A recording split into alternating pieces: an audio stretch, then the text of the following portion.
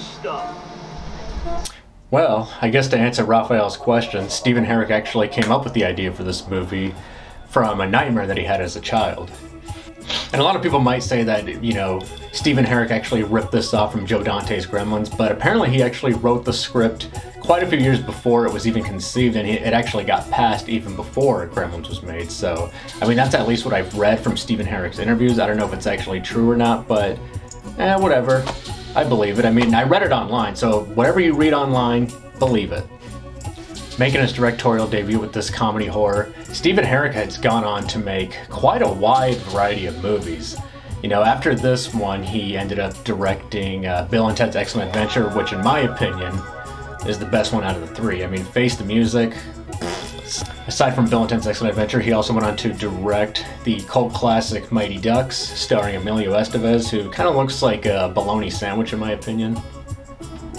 He also did Mr. Holland's Opus, which stars Richard Dreyfuss, which in my opinion, I think that's an underrated film, and it's an absolute masterpiece. And then another one I know that he did was the 2001 film Rockstar with Mark Wahlberg, which is, that movie's fucking terrible, but it's still kind of enjoyable to watch. Which brings me to Critters, which is not the best movie, but is it still fun to watch? Yes. Does it have amazing cinematography? Because the story's pretty straightforward, it's basically these creatures from outer space known as Krites that escape this spaceship vessel, and their whole intention is to just basically take over. I don't know if it's to take over the world or just this one particular town. I want to say the world, but they start off with the Brown family farm, consisting of actually Dee Wallace as the mother. Did I plan this? I think I did a little bit. Stay with me. That's right. E.T.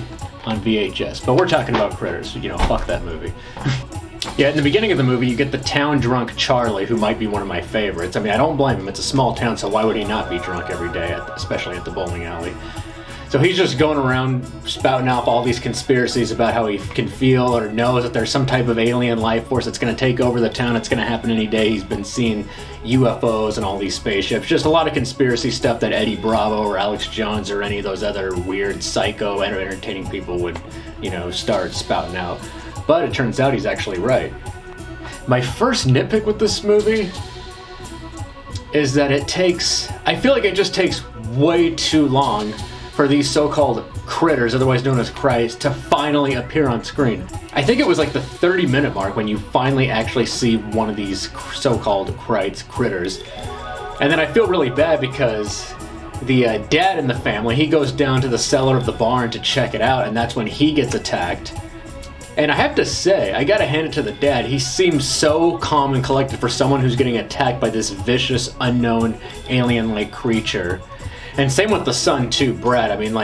He's such I feel like him and the dad make such a great team, when it comes to dealing with such a weird, strange, catastrophic situation, meanwhile, while the mom's kind of in this panic state. And I gotta say, I feel like the dad must have been, a war veteran of some sort, because like I said, it's just it doesn't seem to faze him at all that eventually even the critters start to come attack them on the porch, and he just loads the shotgun. He just is acting so cool as if nothing strange is going on. But I guess staying calm in a situation like that just makes everything go a lot smoother.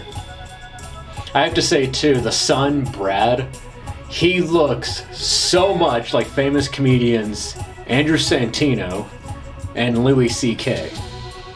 Except let's hope that this guy doesn't, jerk off in front of people. But if he were to do that, he would have to do it, in front of the actress that plays his sister, because swing! Sorry, I couldn't resist. You hate me, don't you?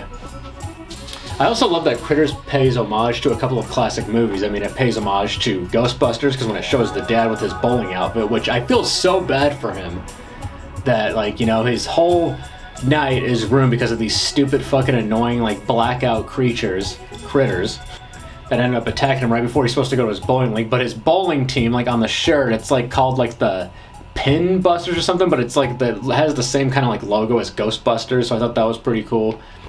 And then there's a part where the critters are in Brad's room at some point in the night, and there's an E.T. doll, and so one of them's trying to interact with it, but then I think he just ends up devouring it, which is pretty funny. And I guess Corey Burton, who did the voice for the critters, which to me it's like barely a voice, it's more of anything just like sounds, like just like, I don't know, kind of like just drunken like blackout nonsense, which is kind of what the Krites make me think of. They just seem like they're speaking words like the cheeseburger, it's 2 a.m. and we're blacked out.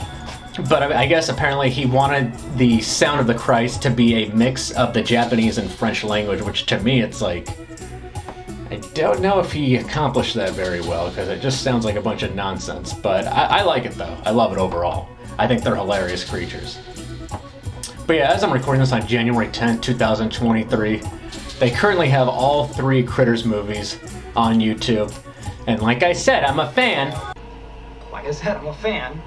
And when I say I'm a fan, I mean I've just watched this movie once, like a few days ago. And it's one of those movies that I've been meaning to actually watch for a long time. I mean, like, I want to say the first time I heard about it was through Teenage Mutant Ninja Turtles, just when Raphael goes to see it in the theater. But I do remember vividly coming across it all the time at my local mom and pop video store. I mean, like, the cover art is just phenomenal because I just love how, like, detailed it is. It's kind of got, like, some good, like, fantasy elements. I mean, obviously, you know, being how it's a fictional critter.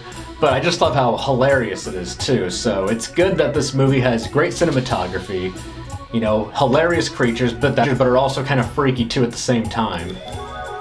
Yeah, I watched the second one right after this one, and it was okay, but I mean, nothing beats the original. I don't even know if I'm going to bother watching the third one, just because it has such a low rating, but I'm sure eventually at some point I'll get stoned and drunk and watch half of it, get bored, pass out, wake up, not remember what I watched. But even so, if you're looking for a fun, frivolous film, like, you know, with elements of comedy and horror, fantasy, sci-fi, definitely check out Critters, free right now on YouTube. Anyways, thanks for watching. Hit the like and subscribe button. Guys, until next time, I'm gonna go mac on some ladies.